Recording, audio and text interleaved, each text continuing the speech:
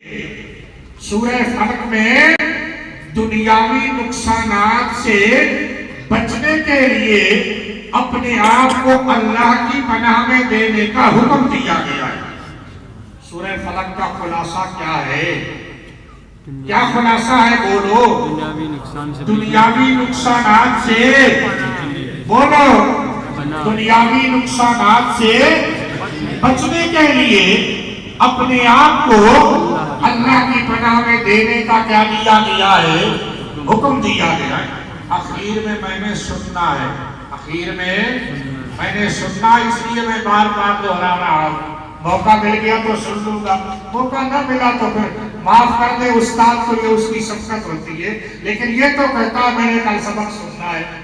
تو سورہ فلق میں دنیاوی نقصانات سے بچنے کے لیے، اس سے دنیاوی نقصانات سے بچنے کے لیے اپنے آپ کو اللہ کی پناہ میں دینے کا کیا دیا گیا ہے؟ بس خلاصہ یاد آ گیا۔ اب میں ترجمہ کر رہا ہوں۔ اعوذ باللہ من الشیطان الرجیم، بسم اللہ الرحمن الرحیم، قل اعوذ برب الفلق، قل فرما دیجئے میرے پیغمبر صلی اللہ علیہ وسلم، کل کا خطاب نبی پاک صلی اللہ علیہ وسلم کو ہوتا ہے۔ اللہ فرما رہا ہے اے میرے پیغمبر، آپ کو یہ حکم دیا جا رہا ہے، آپ اپنی امت کو سنا دیں، اصل میں امت کو تعلیم دینی ہے۔ قل اعوذ برب الفلق، کہہ دیجئے میرے پیغمبر میں اپنے آپ کو صبح کے رب کی پناہ میں دیتا ہوں۔ اعوذ برب الفلق، پناہ پکڑتا ہوں میں صبح کے رب کی، جو اللہ رات کی تاریکی کو دور کر کے صبح کی روشنی کو لے آتا ہے، رات کے اندھیرے کو دور کر کے صبح کی روشنی کو لاتا ہے۔ اتنا بڑا متصرف، اتنے بڑے اقتدار والا، اتنے بڑے قبضے والا، میں اپنے آپ کو اس کی پناہ میں دیتا ہوں۔ پناہ کس کی پکڑی جاتی ہے؟ طاقتور کی۔ کس کی پکڑی جاتی ہے؟ مسلمانوں، حضور صلی اللہ علیہ وسلم پناہ مانگنے والے، پناہ دینے والے نہیں، پناہ دینے والا کون؟ حضور کیا ہے؟ پناہ مانگنے والے ہیں، پناہ دینے والا کون ہے؟ اللہ۔ معلوم ہوا حاجت روا مشکل کشا صرف اللہ۔ حاجت روا اور مشکل کشا کون ہے؟ صرف اللہ۔ قل اعوذ برب الفلق من شر ما خلق، میں اپنے آپ کو صبح کے رب کی پناہ میں دیتا ہوں ہر اس چیز کے شر سے بچنے کے لیے جس کو اللہ نے پیدا کیا۔ اللہ نے جو جو چیزیں پیدا کی ہے ان کے شر سے بچنے کے لیے اپنے آپ کو اللہ کی پناہ میں دیتا ہوں۔ وَمِن شَرِّ غَاسِقٍ إِذَا وَقَبَ، اور اندھیرے کے شر سے جب وہ چھا جائے۔ وَمِن شَرِّ النَّفَّاثَاتِ فِي الْعُقَدِ، اور گروہ میں پھوکے مارنے والی عورتوں کے شر سے۔ وَمِن شَرِّ حَاسِدٍ إِذَا حَسَدَ، اور حسد کرنے والے کے شر سے جب وہ حسد کرنے لگے۔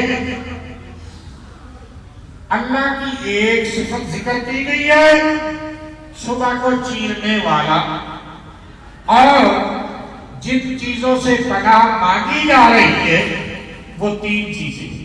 وہ کتنی چیزیں ہیں؟ تین چیزیں۔ من شر ما خلق،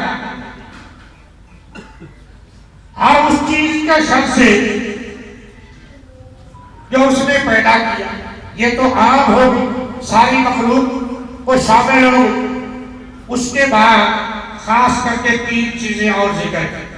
پہلی چیز آئی وَمِن شَرِّ غَاسِقٍ إِذَا وَقَبَ، اندھیرے کے شر سے جب وہ اندھیرا چھا جائے، جب وہ دشمن اندھیرے میں چھپ کر حملہ کرتا ہے. یاد رکھو مسلمانوں، اندھیرا دو قسم ہے. ایک ہے اندھیرا حسی، دوسرا ہے اندھیرا معنوی. اندھیرا کتنی قسم ہے؟ یہ دو لفظ یاد کریں، میں باقی سمجھاتا ہوں. ایک ہے اندھیرا حسی اور دوسرا ہے اندھیرا معنوی. اندھیرا حسی یہ جو دنیا میں تاریکی ہے، اندھیرا چھا جاتا ہے، سارے حملے اندھیرے میں ہوتے ہیں. جانی دشمن اندھیرے میں حملہ کرتا ہے، قاتل اندھیرے میں حملہ کرتا ہے، سانپ بچھو اندھیرے میں حملہ کرتے، درندے اندھیرے میں حملہ کرتے، چور ڈاکو اندھیرے میں حملہ آور ہوتے. تو یہ اندھیرا حسی. ایک اندھیرا معنوی بھی ہے. اندھیرا معنوی ہے کفر میں مبتلا ہو جانا، شرک میں مبتلا ہو جانا، بدعات میں مبتلا ہو جانا، گمراہیوں میں مبتلا ہو جانا. تو ہر قسم کی اندھیرے کے شر سے، چاہے وہ اندھیرا حسی ہو یا معنوی ہو، اس کے شر سے بچنے کے لیے میں اپنے آپ کو کس کی پناہ میں دیتا ہوں؟ اللہ. آگے عرب کے اندر چونکہ جادو کا بڑا رواج تھا اور عورتیں اس میں زیادہ مبتلا تھیں، اس لیے خاص کر کے ان کو ذکر کیا. وَمِن شَرِّ النَّفَّاثَاتِ فِي الْعُقَدِ، گرے لگا لگا کر ان میں پھوکے مار کر جادو کیا کرتی تھی. ان کے شر سے بچنے کے لیے بھی میں اللہ کی پناہ میں آتا ہوں.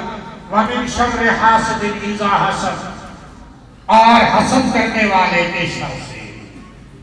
حسد جو ہے نا، حسد کا مطلب یہ ہے کہ یہ تمنا کرنا، ہائے اس کے پاس یہ دولت کیوں ہے، اس سے یہ دولت چھن جائے.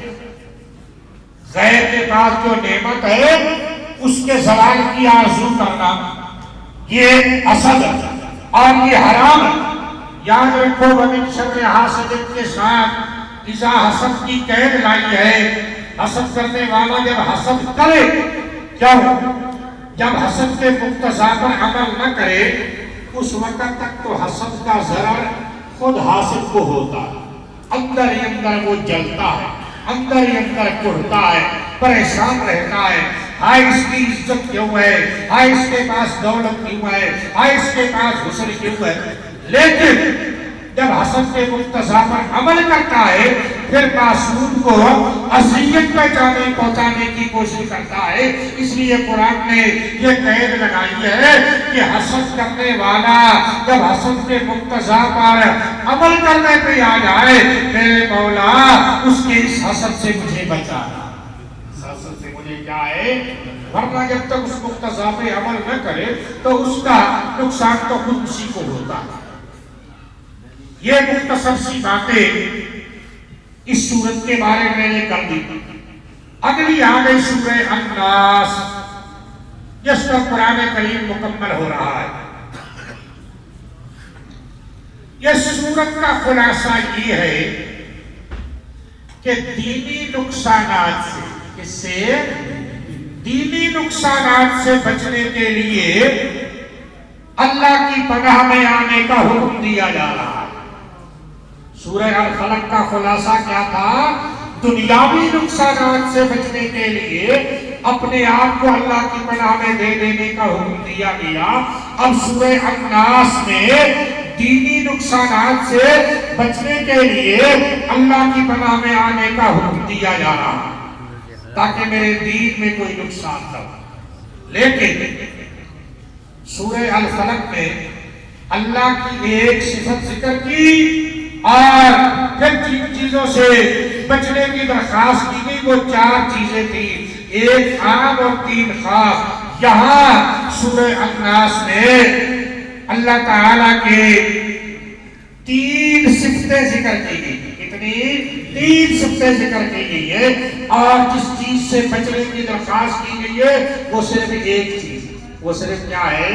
ایک چیز. اللہ کی صفات 3 ذکر کی گئی ہے اور جس چیز سے بچنے کی درخواست کی گئی ہے وہ صرف ایک چیز ہے. میں پہلے ترجمہ کرنے لگا. اعوذ باللہ من الشیطان الرجیم، بسم اللہ الرحمن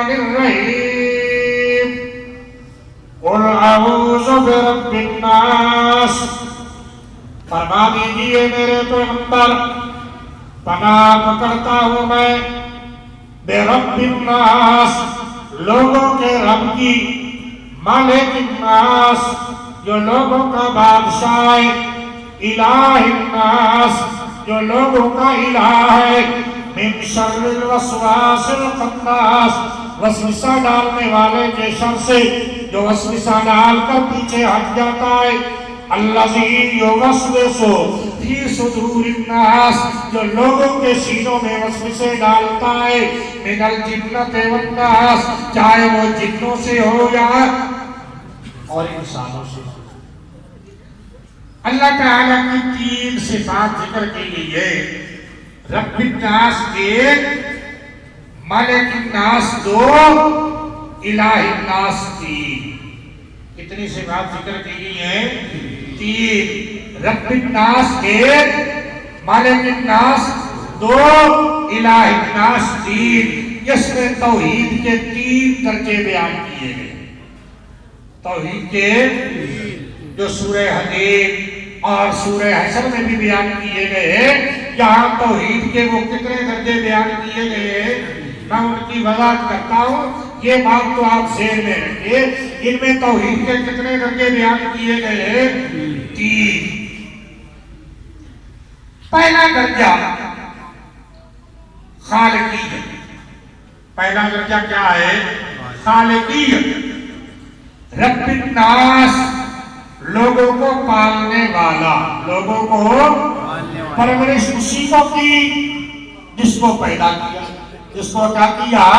تمام لوگوں کو پیدا کس نے کیا؟ اللہ نے۔ ان کی پرورش بھی کون کر رہا ہے؟ اللہ کر رہا ہے۔ تو اس میں پہلا درجہ ہے کہ پیدا کرنے والا اور پالنے والا کون ہے؟ پیدا کرنے والا اور پالنے والا کون ہے؟ کفار کو کس نے پیدا کیا؟ کافروں کو کون پال رہا ہے؟ مسلمانوں کو کس نے پیدا کیا؟ مسلمانوں کو کون پال رہا ہے؟ اولیاء اللہ کو کس نے پیدا کیا؟ حضرت پیران پیر کو کس نے پیدا کیا؟ اللہ نے پیدا کیا، اللہ ہی پالتا رہا۔ انبیاء کو کس نے پیدا کیا اور کون پالتا رہا؟ اللہ ہی۔ تو ساری کائنات کو پیدا کرنے والا اور پالنے والا کون ہے؟ حضرت شیخ القرآن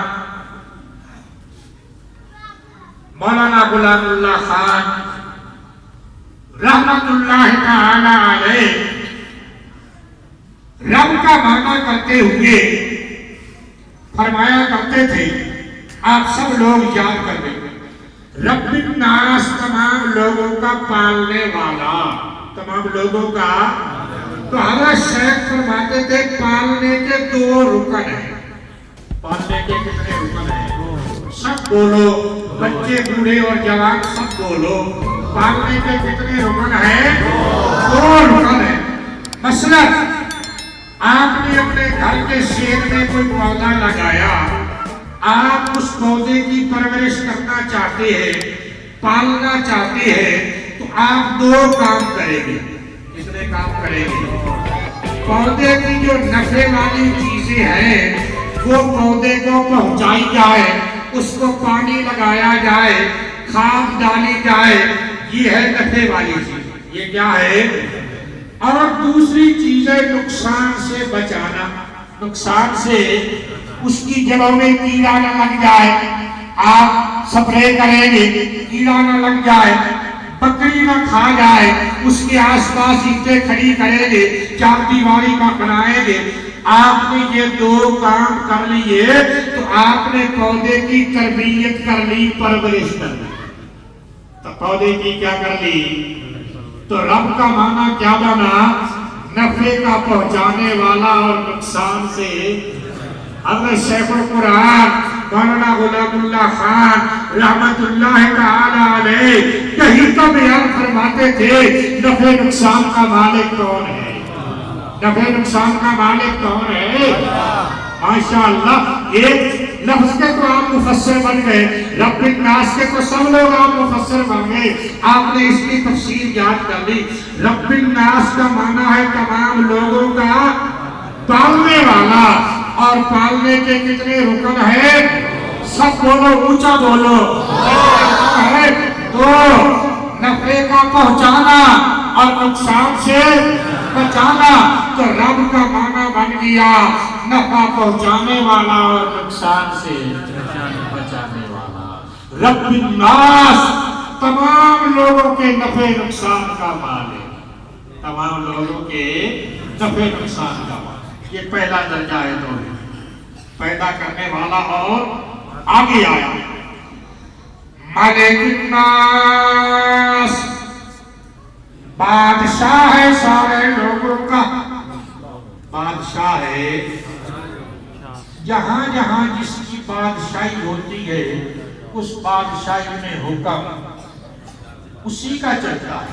جہاں کسی کی بادشاہی ہوتی ہے حکم ہندوستان میں حکم ہندوستان کے بادشاہ کا چلے گا، پاکستان میں حکم پاکستان کے بادشاہ کا چلے گا، امریکہ میں حکم امریکہ کے بادشاہ کا چلے گا۔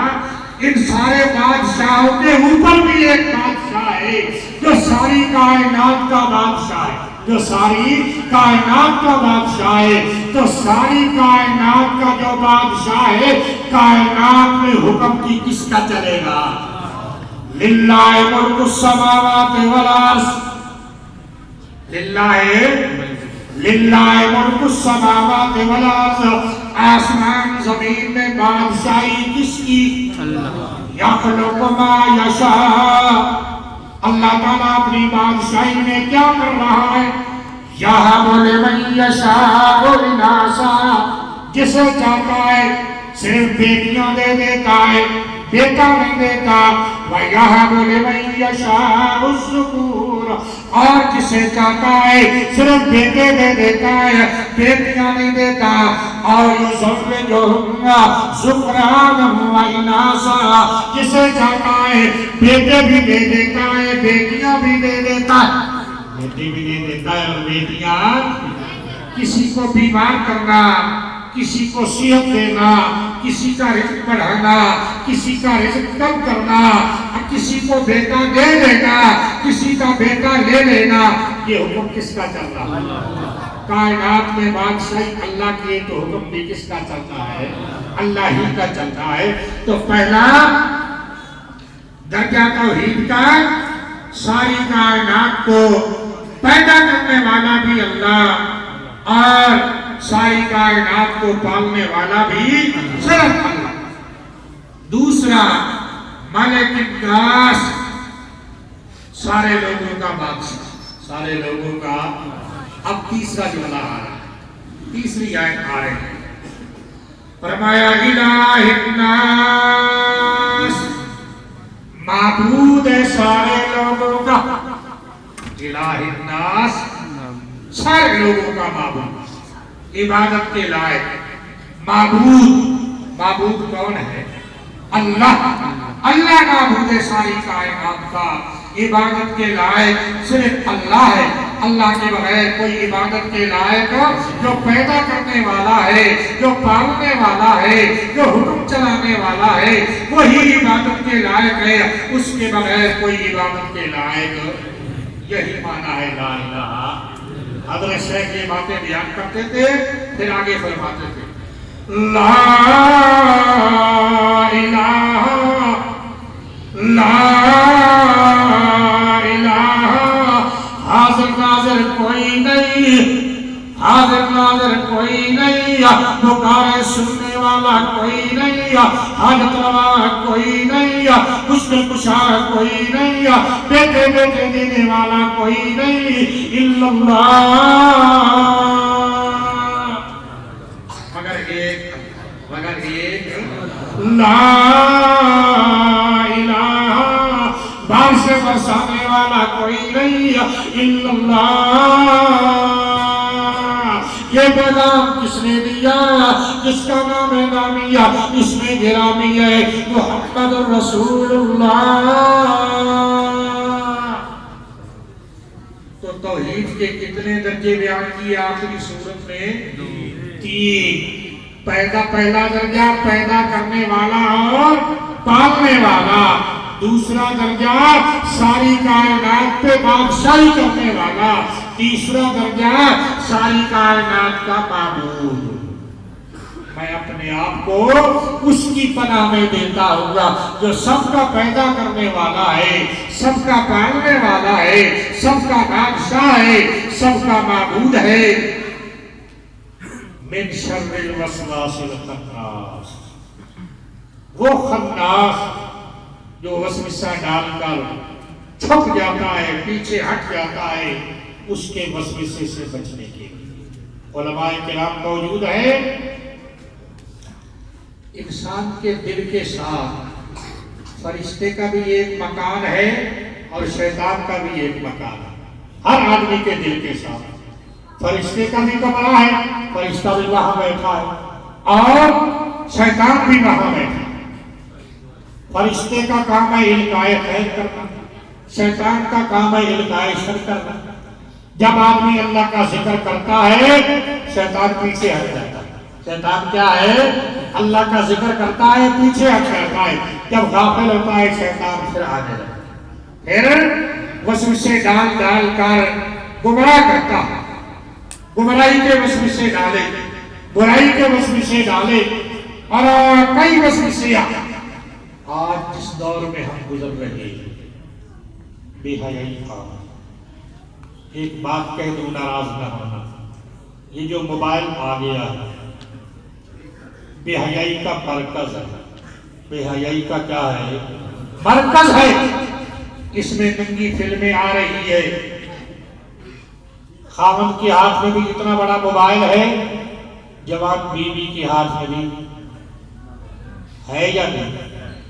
جوان بھائی کے ہاتھ میں بھی بڑا موبائل ہے، جوان بہن کے ہاتھ میں بھی، باپ کے ہاتھ میں بھی موبائل ہے اور جوان بیٹی کے ہاتھ میں بھی کیا ہے؟ یہ خود ننگی فلمیں دیکھ رہا ہے، اس کی بیوی نہیں دیکھتی ہوگی، پتہ ہے کیا ہے؟ اسے روک ہی نہیں سکتا، منع ہی نہیں کر سکتا۔ کل جو بے مرد نظر آئیں چند بیویاں، اکبر غیرت قومی سے زمین میں گڑ گیا۔ کل جو بے مرد نظر آئیں چند بیویاں، اکبر غیرت قومی سے زمین میں گڑ گیا۔ بولا تمہارا پردہ وہ کیا ہوا؟ کہنے لگی عقل پہ مردوں کی پڑ گیا۔ وہ ہمارا پردہ ہمارے چہرے سے اتر کر میرے باپ کی عقل پہ آ گیا ہے، میرے بھائی کی عقل پہ آ گیا۔ 4 بیٹے ہیں، 4 بیٹیاں ہیں، اپنی اپنی نشست پہ موبائل ہاتھ میں۔ ماں نے بلایا، بیٹا کھانا تیار ہے، امی آ رہا ہوں، ٹھنڈا ہو رہا ہے، ابھی آ رہا ہوں، وہاں ہی لیٹا ہے۔ وہ فلم ختم ہو تو ادھر آئے، وائے ناکامی متائے کارواں جاتا رہا، کارواں کے دل سے احساسیں سے آ جاتا رہا۔ یاد رکھو جب تک زندگی توبہ کا وقت ہے توبہ کر لو، ورنہ یہ گناہ ایمان کو کمزور کرتے رہتے ہیں۔ بے حیائی ایمان کو کمزور کرتی رہتی ہے اور شیطان کا سب سے بڑا حملہ انسان پر موت کے وقت ہوتا ہے۔ ایمان پہ جس کی موت آ جائے وہ بڑا خوش نصیب ہے۔ وہ کیا ہے؟ بڑا خوش نصیب ہے۔ نیکیوں کی طاقت ہوگی، حملے سے آدمی بچے گا۔ اگر برائیاں کر کر کر کر کے اللہ بچائے، ایمان کمزور ہوگا تو آخری حملہ جو ہے شیطان کا، اس سے بچنا مشکل ہو جائے گا۔ اللہ ہے انسان کو محفوظ، ایمان کی موت نصیب فرمائے۔ وقت ہے توبہ کر لو، قرآن کی تلاوت کرو۔ یہ کیا ہے موبائل میں ہر وقت آدمی اسی میں گھوم ہے؟ قرآن مجید کی تلاوت کرو، اس مبارک محفل میں بیٹھے بیٹھے خود بھی توبہ کرو اور اپنی اولاد کو بھی توبہ کی تلقین۔ اچھا، بعضوں کو شرکیہ وسوسے ڈالتا ہے اور جو موحد ہے توحیدی ہے، عبادت گزار ہے، ان کے دلوں میں ریاکاری کے وسوسے ڈالتا ہے۔ تو بڑا نیک ہے، تو بڑا حاجی ہے، تو بڑا غازی ہے، تو بڑا نمازی ہے۔ تو جتنے وسوسے ہیں شیطان کے، اس سے بچنے کے لیے اپنے آپ کو اللہ کی پناہ میں دینا ہے۔ دو تین باتیں اور کر کے میں ختم کر دیتا ہوں، وقت کافی ہو گیا۔ قرآن کی پہلی سورت کا نام کیا ہے؟ فاتحہ۔ آخری سورت ہے سورہ الناس، آخری سورت ہے۔ یہ بات سب لوگوں نے یاد کرنی ہے۔ قرآن ابتدا میں کیا کہہ رہا ہے، آخر میں کیا کہہ رہا ہے، سب نے یاد کرنی ہے۔ کرو گے؟ کرو گے کب بتاؤں گا؟ انشاءاللہ، ماشاءاللہ، اب یاد بھی ہو جائے۔ یہ جو تین باتیں سورہ الناس میں اللہ نے ذکر کی ہے، یہی تین باتیں سورہ فاتحہ میں بھی ذکر کی۔ سورہ فاتحہ میں الحمدللہ کیا ہے؟ الحمدللہ، سب تعریفیں اللہ تعالیٰ کے لیے۔ سب تعریفیں کس کے لیے؟ اور قرآن کے اولی مخاطبین مشرکین مکہ تھا۔ قرآن کیا کہہ رہا ہے؟ سب تعریفیں کس کے لیے؟ اور قرآن کے پہلے مخاطبین کون تھے؟ مشرکین مکہ میں اللہ کی صفات میں سب سے زیادہ مشہور صفت خالقیت والی تھی۔ ان سے پوچھا جاتا آسمان کس نے بنایا، زمین کس نے بنائی، تو وہ کہتے تھے کس نے بنایا؟ وَلَئِن سَأَلْتَهُم مَّنْ خَلَقَ السَّمَاوَاتِ وَالْأَرْضَ۔ تو الحمدللہ میں کیا آ گیا؟ پہلا درجہ، سب تعریفیں اس اللہ کے لیے ہے جو ساری کائنات کو کیا ہے؟ پیدا کرنے والا۔ بات سمجھ آئی؟ رب العالمین، پالنے والا ہے تمام عالموں کا، پالنے والا ہے۔ یہ کون سا درجہ آ گیا؟ دوسرا۔ کون سا درجہ آ گیا؟ کوئی بات سمجھ آئی؟ آگے مالک یوم الدین، مالک جزا سزا کے دن کا، یہ کون سا درجہ آ گیا؟ تیسرا۔ اور پھر کیا کہا؟ ایاک نعبد و ایاک نستعین، ہم تیری ہی عبادت کرتے ہیں اور تجھ ہی سے مدد مانگتے ہیں، تیری ہی عبادت کرتے ہیں اور تجھ سے۔ مسلمانوں، معلوم ہوا قرآن کی ابتدا میں بھی اللہ کی توحید ہے اور انتہا میں بھی اللہ کی کیا ہے؟ اب بات سمجھ آئی ہے یا نہیں آئی؟ ہمیں لوگ کہتی ہے انہیں توحید کا حیضہ ہو گیا ہے، ہر وقت توحید توحید۔ آپ نے حضرت سے قرآن پڑھا ہے، قرآن کا کوئی صفحہ اللہ کی توحید کے بیان سے خالی نہیں ہے۔ یہ تو آپ حضرت شیخ القرآن مولانا غلام اللہ خان رحمت اللہ علیہ، حضرت مولانا حسین علی رحمت اللہ علیہ، ان کا درس آپ پڑھیں، آپ کو سمجھ آئے قرآن کیا کہتا ہے۔ قرآن کا مرکزی مضمونی توحید والا ہے، کوئی صفحہ توحید کے بیان سے خالی نہیں ہے، لا الہ الا اللہ کے ذکر سے خالی نہیں ہے۔ قرآن کی ابتدا میں بھی اللہ کی توحید ہے اور انتہا میں بھی کیا ہے؟ قرآن سمجھا رہا ہے اسی توحید پر خاک، ابتدا بھی توحید سے ہوگی، اعمال قیمتی بنے گے، اختتام توحید پہ ہوگا، قیامت میں اعمال میں وزن پیدا ہو جائے۔ اللہ سچی توحید نصیب کرے۔ حضرت نے جو آپ کو پڑھایا ہے، اللہ ان کے علم میں، ان کی عمر میں اللہ برکتیں پیدا فرمائے۔ میں ان کو دیکھ کر بہت خوش ہوتا ہوں، خدا کی قسم، بالکل سادہ، بالکل سادہ۔ یہی سادے لوگ عالم ہیں۔ سیدنا حضرت عبداللہ بن مسعود رضی اللہ تعالی عنہ کا فرمان ہے کہ حضور صلی اللہ علیہ وسلم کے اصحاب جنہیں اللہ نے چنا تھا لصحبت نبیہ ولإقامت دینہ، اپنے نبی کی صحبت کے لیے، اپنے دین کو قائم کرنے کے لیے اللہ نے صحابہ کو چنا تھا۔ صحابہ جو تھے ساری دنیا سے دل کے اعتبار سے سب سے زیادہ نیک، دل کے اعتبار سے، اور وَعَامَقُهَا عِلْمًا، علم کے اعتبار سے سب سے گہرے تھے۔ صحابہ جتنا علم امت میں کسی کے پاس نہیں۔ بات سمجھ آئی ہے یا نہیں؟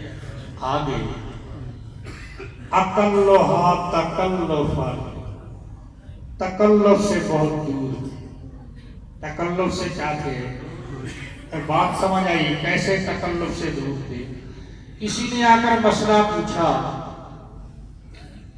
یاد تھا تو بتا دیا، ورنہ کہہ دیتے تھے حضرت عبداللہ بن عباس سے پوچھ لے، حضرت عبداللہ بن مسعود سے پوچھ لے، حضرت عمر سے پوچھ لے، ساتھ ہی کہتے وہ جو بتائیں پھر مجھے بھی بتا دیں، پھر مجھے بھی، یہ نہیں کہ پوچھنے والا کیا کہے گا اسے مسئلہ نہیں آتا۔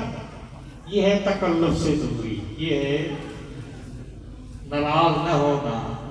آج کل کا اینک ٹوپی والا خطیب، سرخی پاؤڈر والا خطیب، کون سا خطیب؟ اینک ٹوپی والا، اور اسے باقاعدہ سجنا پڑتا ہے جیسے دلہن سجائی جاتی ہے، سٹیج پر آنے سے پہلے پوری سجاوٹ کرتا ہے، اور گلے میں رومال ڈالا ہے، پھر مٹک پٹک کر آ رہا ہے، پتہ چلے خطیب آ رہا ہے۔